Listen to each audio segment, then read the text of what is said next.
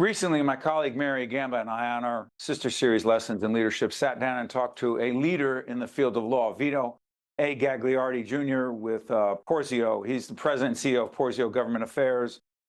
We talked about how the field of law has changed, leading in law, younger people coming into the law, and frankly, the influence and impact of artificial intelligence in the law. Vito Gagliardi Jr., check it out. Vito, my friend, good to see you.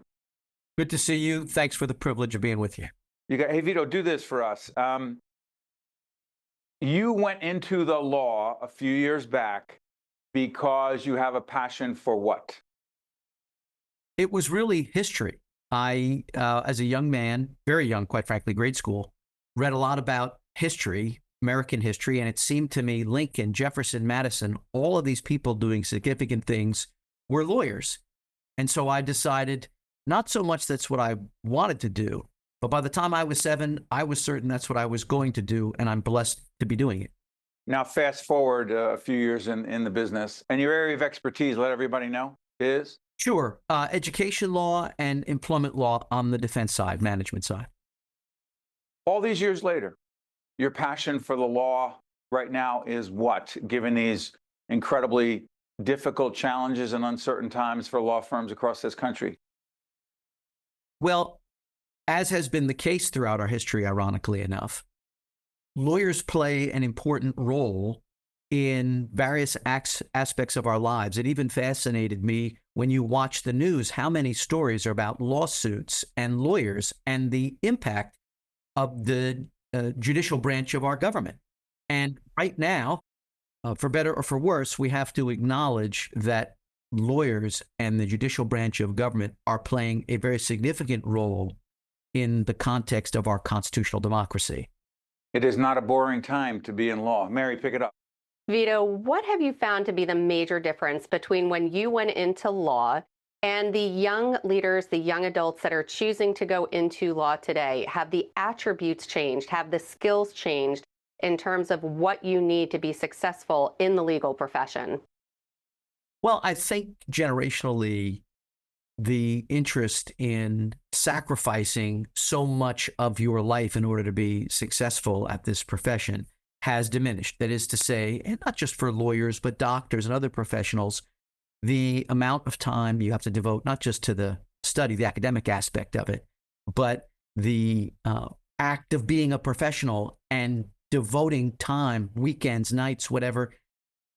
There's less interest in that sort of sacrifice. And I don't say it in a derisive way that it's necessarily bad, but it is a fact that it's unrealistic to expect that the individuals who graduate from law school today are willing to throw themselves at the profession and make themselves whole by working and putting other things to the side the way mine was. There are exceptions to every rule, but that's the way I respond to your question in a general way. I had a quick follow-up to that. How much of a role did artificial intelligence, AI, how much does that play in these young adults, their ability not to cheat the system? We don't want to cheat in law or in the process of getting there, but how much of it has made it not easier, but now they have a tool that if I need to find some legal precedent for something, I'm not going to the legal library, I'm going to go through a bunch of books. I can go to ChatGPT, type it in, and at least have a start, no? A few years ago, a medical professional in the area of mental health, particularly for children, wrote a book, and the name of the book was How to Raise Well-Adjusted Children in the Age of Instant Everything. And the age of instant everything naturally touches on our profession. The individuals who are lawyers now didn't go to school with AI. So the answer to your question really can't be found for about 2 or 3 more years. But what you have to balance, I think, we're talking about work-life balance. Now let's just talk about work-work balance. Naturally, you need to take advantage of the technology to make you efficient. Clients will insist on it, and the competitive aspect of litigation will insist on it. But you want to make sure you're not trading that for laziness. There still has to be room for creativity and intellect. And one thing that I don't think artificial intelligence is going to change is this. a lawyer that I respect a great deal. He's passed away. His name was Mike Cole. He was chief counsel to Governor Kane. I worked for him for a while. His wife, Janie Levecki, was on the Supreme Court. He taught me that the most important thing that lawyers bring to the table is their judgment. Clients will dump a complicated set of facts in their laps and ask the lawyer this question: what do you think I should do? Yep. And if you can't answer that question on a regular basis, you are not very valuable to your clients. And so artificial intelligence is a tool, but it's not going to replace that critical skill that lawyers have to bring to the table when they're asked to solve problems. Vito, I have no problem saying you and I are, quote, old school guys, all about relationships. Your dad, an extraordinary public servant in the state of New Jersey. Look up Vito Gagliardi, Sr. You'll see who I'm talking about.